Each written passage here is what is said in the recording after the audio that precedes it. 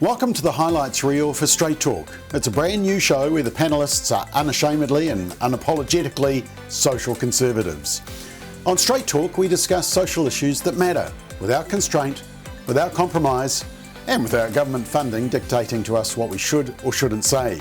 Our panel is Ashley Church, Christine Rankin, Ronji Tanielu, Alfred Nato, and Bruce Logan, all well-known names in the social conservative world. Here's a clip from our first show. It's a discussion amongst the panel regarding Scotland's First Minister Nicola Sturgeon's sudden resignation and one of the key reasons for her downfall. What was interesting was that a couple of weeks ago, Nicola Sturgeon announced she was resigning as Scotland's First Minister after more than 8 years in the role. She said she knew in her head and in her heart, which sounds very much like Jacinda's surprise announcement as well, that this was the right time to stand down. She's the longest serving First Minister, first woman to hold the position. But her resignation came primarily due to her campaigning on trans issues. It was a gender recognition reform bill, and this proposed law would have reduced, listen to this guys, the waiting period for adults to change their legal gender from 2 years to 3 months and removed the need for a medical diagnosis of dysphoria, meaning that gender would ultimately be a matter of self-identification. Does that sound familiar? That's the New Zealand law. And she also dismissed concerns that predatory men who are not really trans will cynically exploit relaxed gender recognition rules to gain access to women's spaces. J.K. Rowling, a resident of Scotland, posed in a T-shirt calling the First Minister a destroyer of women's rights. Now, why did she have to resign? Because in January, the Scottish Prison Service sent a male rapist, who now identified as a female, to a woman's facility. And there was what the media called an excruciating car crash interview where Nicola Sturgeon couldn't decide if a trans woman is a woman. Have a watch of this video clip. Trans women are women, but in the prison context, there is no automatic right for a trans woman. So there are contexts where a trans woman is not a woman? No, there is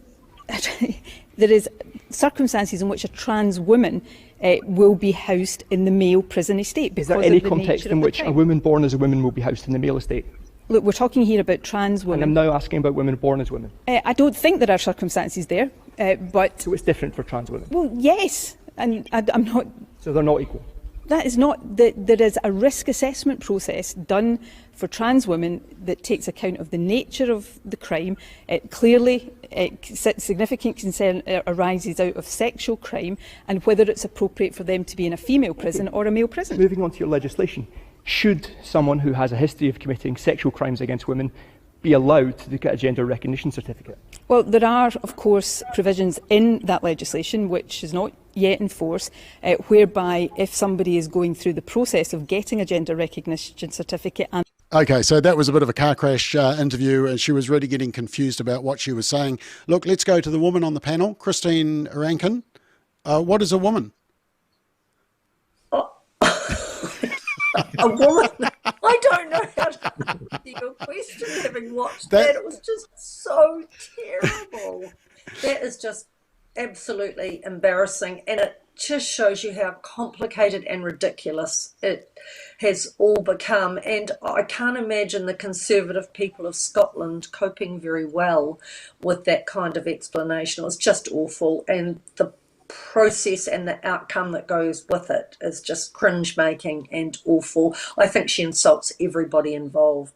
Awful. Ronji, in the Pacific community, I mean, what do they think of this whole debate around gender ideology and not being able to define a woman and men being able to give birth? Look, it's a really controversial issue, because I think when there's a common argument around the fact that that in Pacific or Polynesian cultures we have whawhinge or whakaleiti, which are basically men who have been born as men, but they identify or live as women, and people are thinking, well, that's culturally accepted and so on.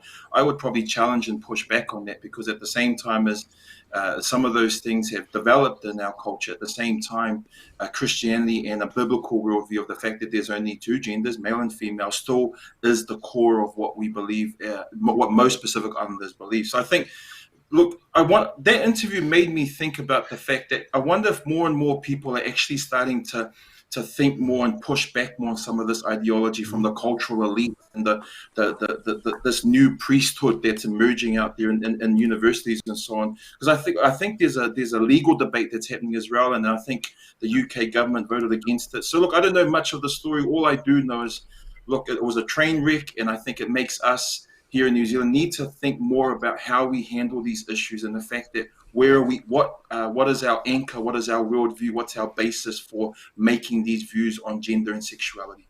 Yeah, and it was interesting. I was at the weekend, I was in a conference in Brisbane, and I met a weightlifter, a woman weightlifter who had actually competed against Laurel Hubbard, and was very upset about the way that that was allowed to happen, and said that in fact she was one of the few speaking up because many of the others were just too scared to speak up.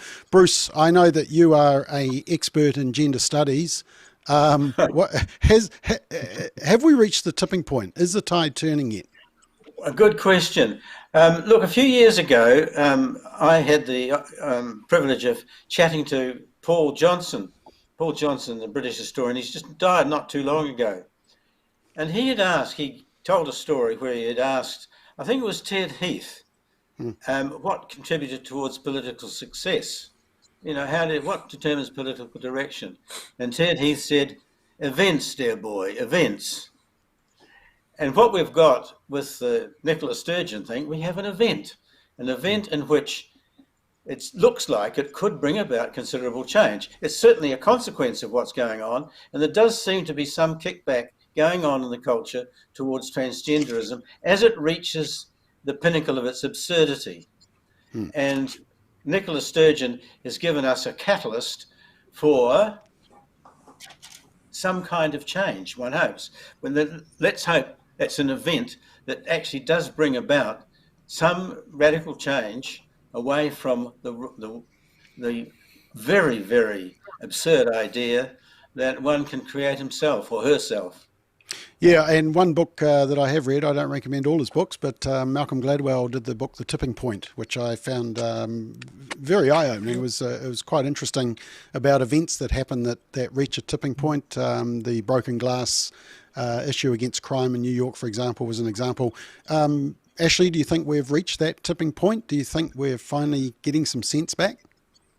Well, I do, but I just want to take a step back because I've got a slightly different view to the rest of the panel in that we tend to treat this issue as one where it's about acceptance of transgender and acceptance of alternative identities. That's actually not the issue. You've been able to do that for a very long time. If you had a different identity, you've been legally entitled to do that for 20, 30, 40, 50 years. It might not have been comfortable to do it, but you've been able to do that. You could have identified as anything you wanted to. What's changed, and it's literally changed in the last 4 or 5 years, in fact, probably even less time than that, is that the drive now is about forcing anybody who doesn't agree with that viewpoint to hold that viewpoint as well at the risk of public opprobrium. So for me, I think Nicola Sturgeon's great because what she's done is she's the equivalent to the slapping that this country needs to remind itself of how bad this stuff can get and the track that we've gone down over the last 3 or 4 years. And whether you're talking about a male rapist in a woman's prison who pretends that he's a woman, or whether you're talking about men who pretend they're women and compete in women's sports, this stuff is getting to a point now where it's ridiculous. And I think, as most of the panel said, Middle New Zealand standing up now and saying we were kind of okay to go along with this because we felt that we couldn't say anything else, but now it's actually getting silly, it's getting beyond silly, and something's got to change. The problem is, to go back to the previous question about Luxon, the National Party's not taking a stand on this stuff when it needs to be.